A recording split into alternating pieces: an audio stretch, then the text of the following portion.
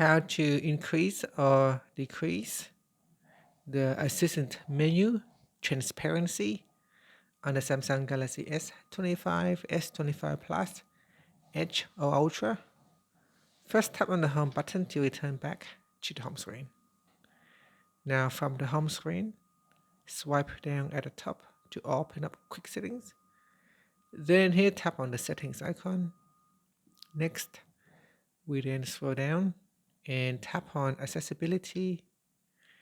Then tap on interaction and dexterity. From here, tap on assistant menu, tap on the left hand side panel.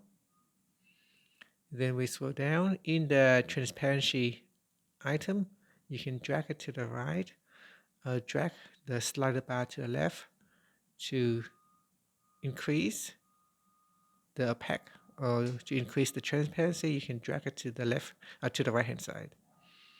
And that's it here. So this one will give the assistant menu a solid color.